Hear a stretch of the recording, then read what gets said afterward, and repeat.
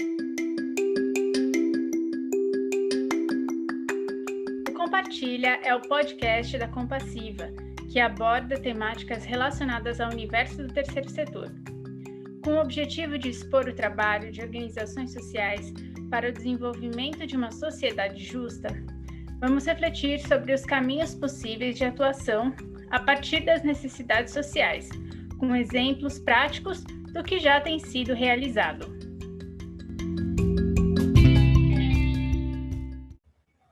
Eu sou a Mayra do Prado e vou conduzir o bate-papo de hoje.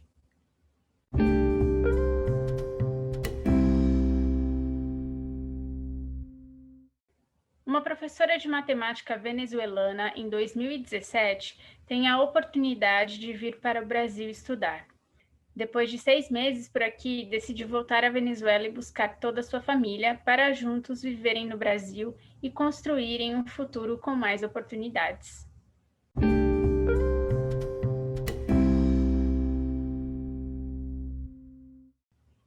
Nossa convidada é a Ana Del Valle. Tudo bem, Ana?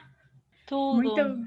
Muito obrigada por aceitar compartilhar com a gente a sua história. Então, eu queria que você contasse para a gente quem é você e de onde você veio. Primeiro que nada, quero agradecer a Compassiva pelo convite, né, de fazer estes micros. Meu nome é Ana Del Valle Duarte Castilho, eu sou venezuelana.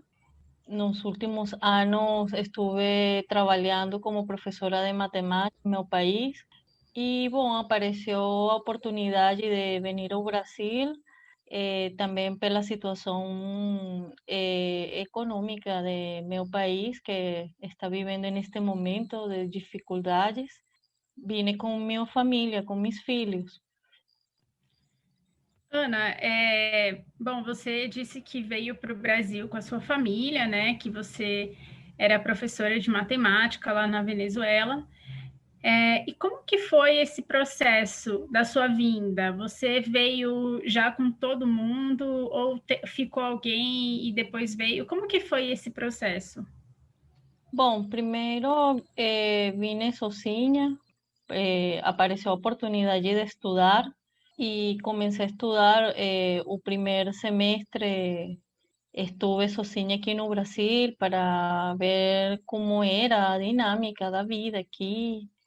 E depois, isso foi 2017. E para o segundo semestre desse mesmo ano, eu fui a buscar a meus filhos e estou desde esse momento com eles aqui no Brasil. Você veio para o Brasil com não sei se você é casada ou não, você veio com algum companheiro ou se você veio somente com seus filhos aqui no Brasil? Bom, eu cheguei, eu estava casada na Venezuela e primeiro vine eu, depois o pai de meus filhos vindo comigo, mas ele não ficou, ele não gostou. Ele chegou a Belém do Pará, a primeira cidade que a gente chegou lá. Uhum. E ele não gostou, ele falava que não, que a gente tinha que voltar, que não podemos estar assim, né? Que, bom, a gente chegou morando em um espaço pequeno, né, para 4 pessoas. Então ele não gostou, né? Então ele voltou. Eu entendi também que a decisão de voltar, né? Também, apesar de que a gente muitas vezes está casado e, bom, uma dessas coisas que no caso da Venezuela te falam, né? Que não, que você sempre tem que estar junto com essa pessoa que você decide se casar e tudo isso. Mas também, nesses momentos, você entende que essa pessoa é uma pessoa individual que muitas vezes quer coisas diferentes. E também tem que aceitar isso, né? Então ele não ficou. Então a gente terminou o relacionamento e, bom, ele ficou na Venezuela. Agora está na Venezuela. Ana, conta pra gente como que, nesse processo de vinda para o Brasil, como que você chegou no Brasil? Vocês vieram de avião? Vocês vieram por terra? Como que foi a entrada no país? Foi por ônibus, por terra. A gente pegou um ônibus em uma cidade que se chama Porto La Cruz, que fica no oriente do país, até Manaus, perdão, hasta a linha, né, que a fronteira. E de aí a gente pegou um ônibus de la frontera hasta Manaus. E de aí a gente foi para Belém. E então vocês chegaram de ônibus, né? Então não foi nem foi por terra, mas não foi a pé, como é um fluxo da maior parte, né, dos venezuelanos até o Brasil. Foi Não, de não. e aí de Belém você ficou um tempo em Belém, né? Fiquei em E Belém ah, e aí apareceu a oportunidade de estudar e a gente estudou e aí foi onde te falei que o pai de meus filhos não quis ficar e ele voltou. Então a gente ficou em Belém. e depois vocês conseguiram se mudar para Campinas, em São Paulo, é Sim, isso? pero é recente, isso foi ahorita, eu acho que é início deste ano, Ah, então faz pouquinho tempo. tem pouco tempo. E foi por meio da interiorização, do processo de interiorização, ou vocês vieram por conta mesmo? Foi por conta, porque haviam, bom, antes da pandemia, eu veia oportunidades no Belém de trabalho, mas tudo isso não deu certo, nada, então não conseguia nada de trabalho, então, bom, a gente se vino para cá, para São Paulo, Campinas. Foi uma outra oportunidade melhor que vocês Sim, conseguiram. sí, que son esas clases de español, mas como ahorita está fuerte y está en zona, creo que más que vermelha, entonces, bueno, esa oportunidad está ahí como que no es como yo imaginé, né? Talvez. Tá certo. E desde que você chegou no Brasil e que você trouxe toda a sua família, como tem sido a vida aqui? Bom, ha sido una experiencia llena de mudanza, ¿no? Primero, o idioma, aprender un idioma nuevo, aprender una cultura nueva, unas prácticas sociais novas, né? E também ter o sentimento, né, de que você não pode voltar ao teu país se tem a oportunidade de voltar, não pode pela situação de lá. Outro desafio também foi, eu tenho uma filha de, quando chegamos aqui ao Brasil, neste momento ela tem 6 anos, mas quando a gente chegou aqui tinha 2 anos. Então, ela estava iniciando o processo de alfabetização em espanhol, que é nosso idioma nativo. E, bom, então, iniciar a escola com essas características, né? Então, foi muito difícil para ela também, essa adaptação na escola. Você tem 2 filhos, é isso?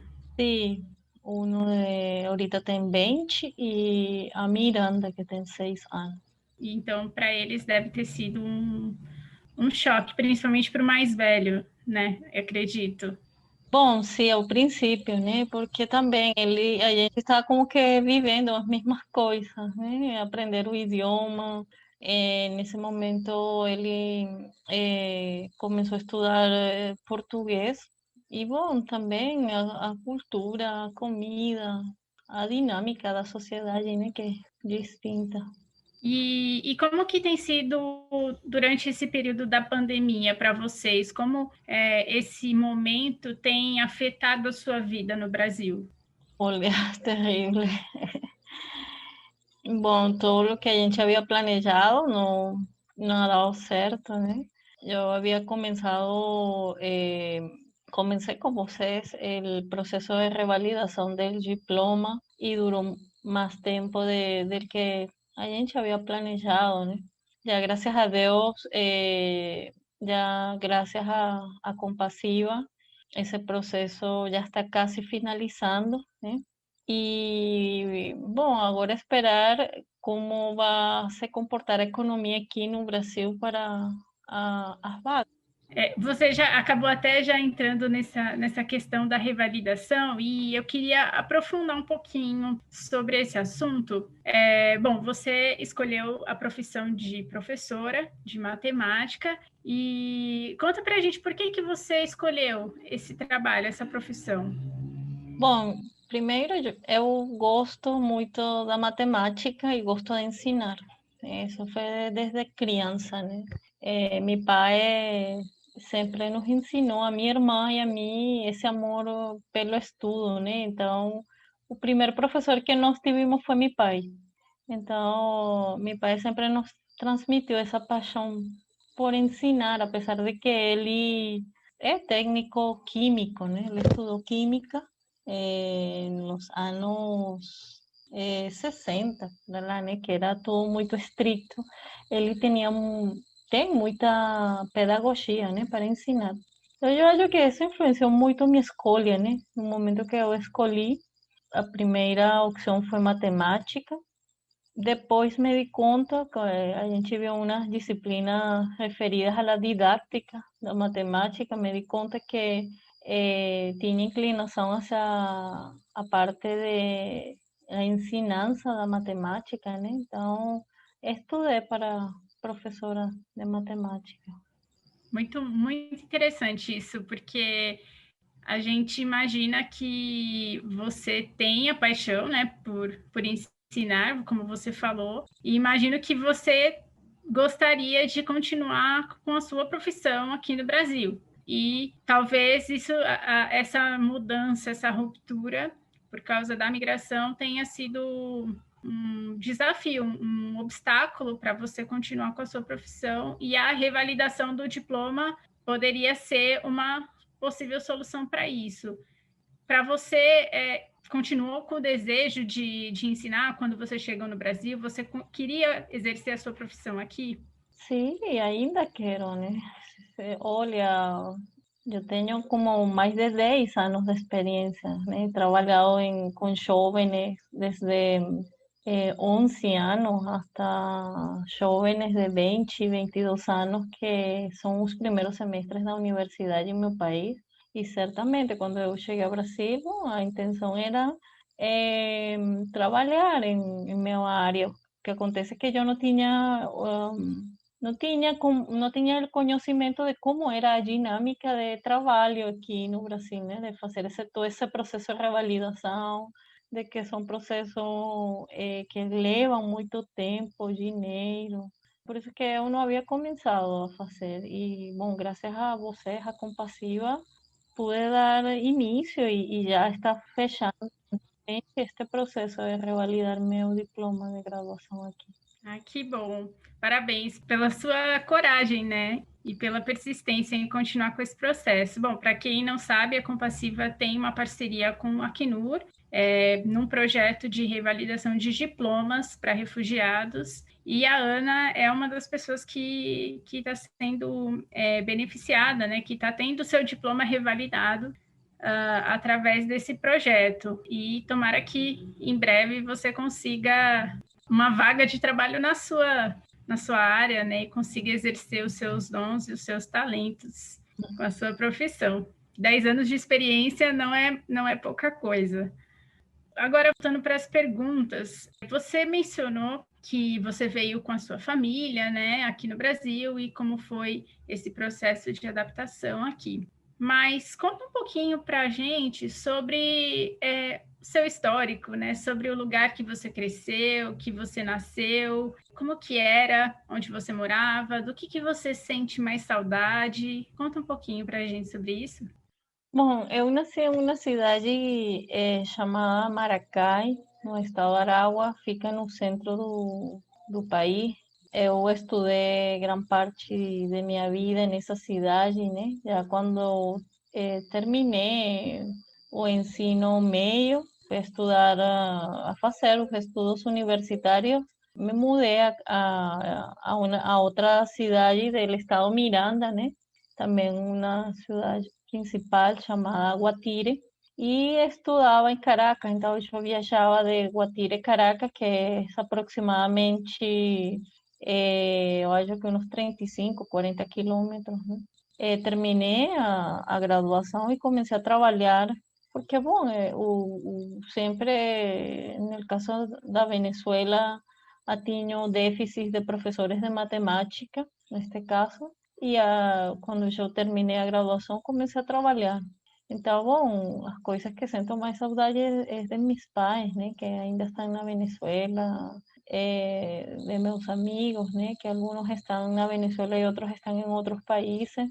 Mas também estou muito a refletir sobre que a vida são mudanças, né? Muitas vezes você planeja essas mudanças, outras vezes não planeja. Bom, é isso um pouco. Eu fico sempre pensando, né, nesses processos. Você falou assim que a vida são sempre mudanças, então eu imagino que você seja uma pessoa bastante aberta, né, a essas mudanças em geral. He Eu tenido gostaria. que aprender, he Sim, tenido que aprender porque, bom, o que eu falo para meu filho, né? Hemos tenido que aprender a flexibilizar el pensamento, né? Muitas vezes a uno le ensinam a ser de um determinado jeito, mas muitas vezes não é tão certo assim.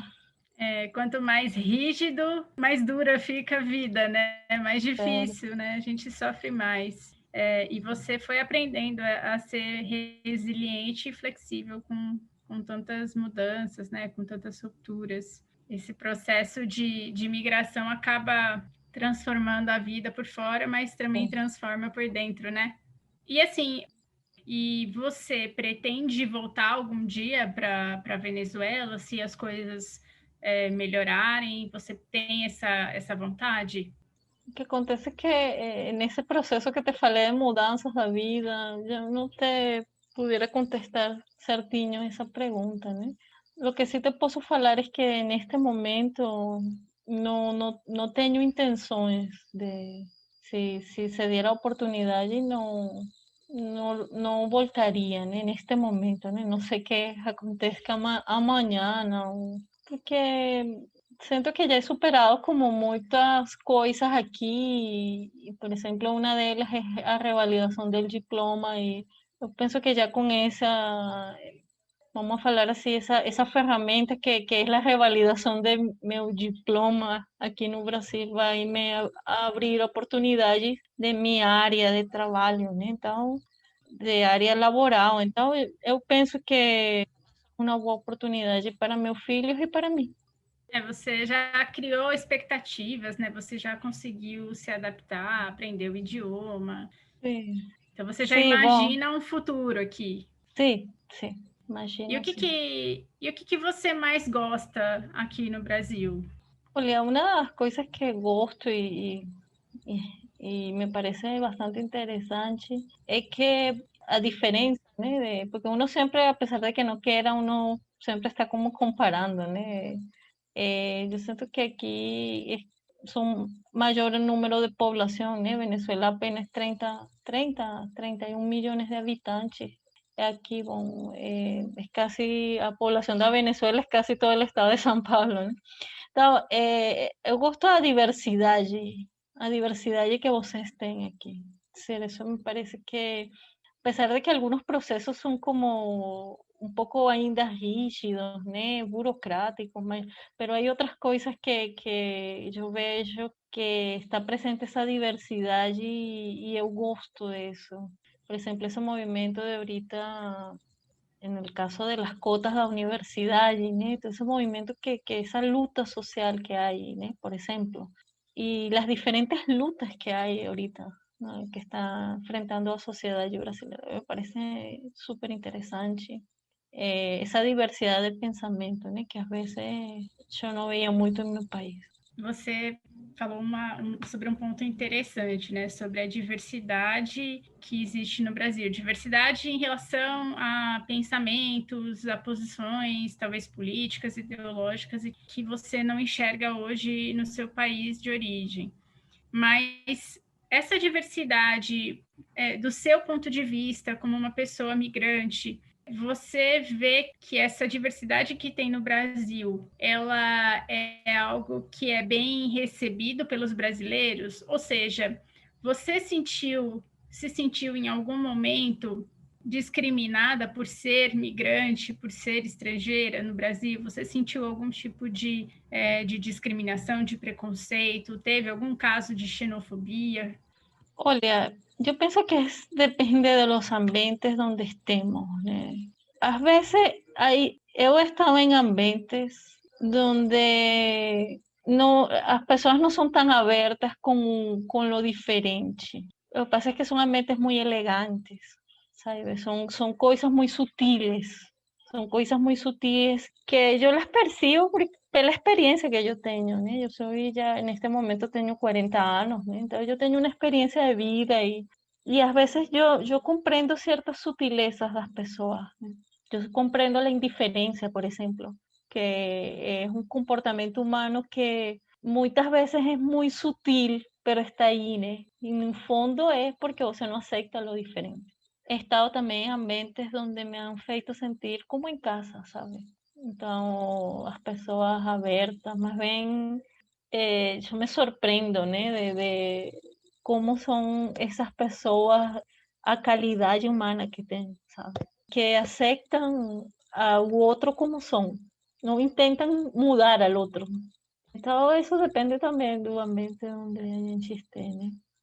E você hoje está morando aonde no Brasil? Bom, ahorita, debido a esta pandemia, né, que ha sido muy difícil para todos, ¿no? Para todos a nivel mundial incluso, ¿no?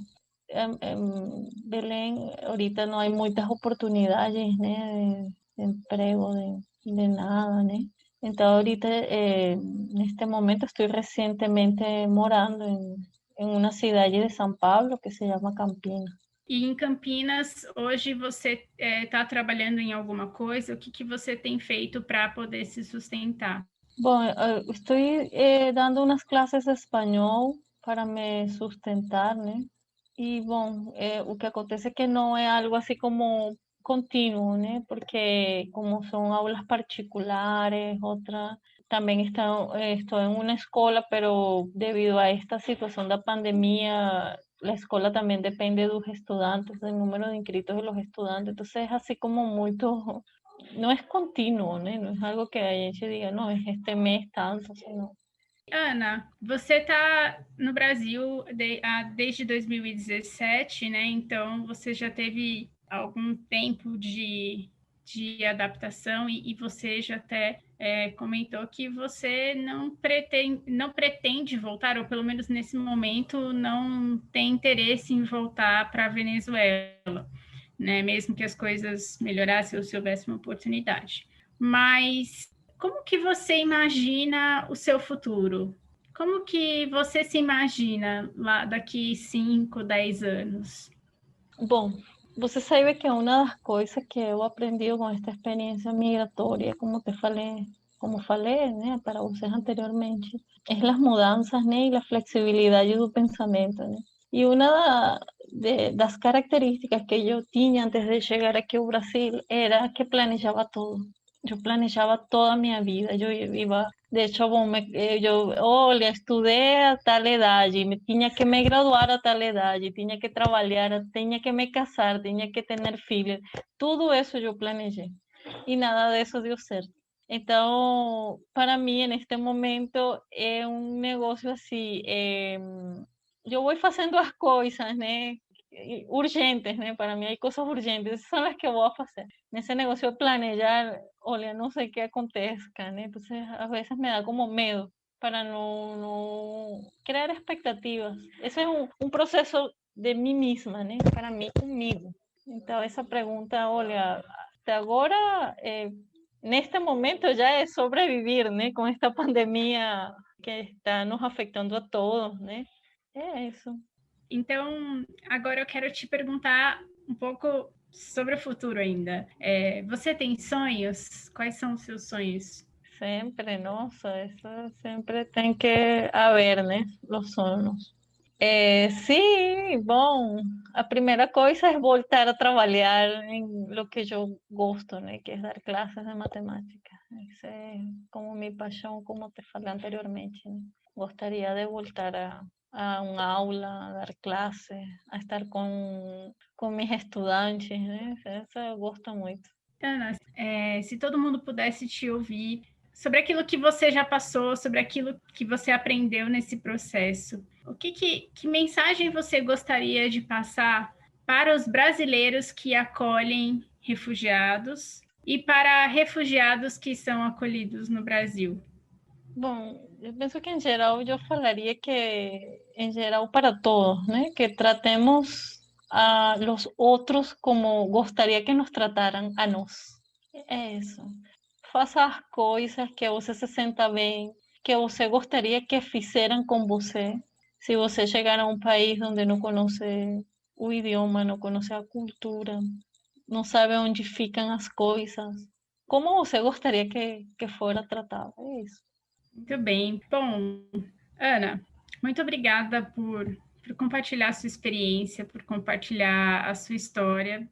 Foi um privilégio mesmo conhecer um pouco mais daquilo que é a experiência verdadeira de uma pessoa que precisa deixar o seu país de origem. E é muito inspirador poder ouvir de uma mulher, né, de uma jovem, todo esse processo e entender, compreender tudo que você passou e ver a sua coragem de ter que deixar o seu país e querer continuar fazendo e realizando os seus sonhos, os seus projetos aqui no Brasil. Então, muito obrigada por compartilhar a sua história e deixo seu espaço para você falar as suas últimas considerações.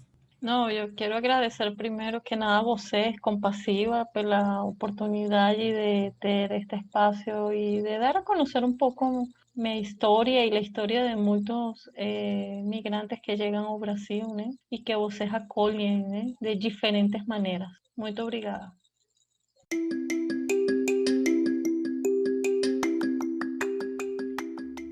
É isso, gente. Esse foi o Compartilha, o podcast da Compassiva. Para conhecer mais do nosso trabalho, acesse www.compassiva.org.br. Siga também as nossas redes sociais e fiquem atentos, pois virão novos episódios. Afinal, temos muito que conversar sobre o terceiro setor e a sociedade. Até a próxima!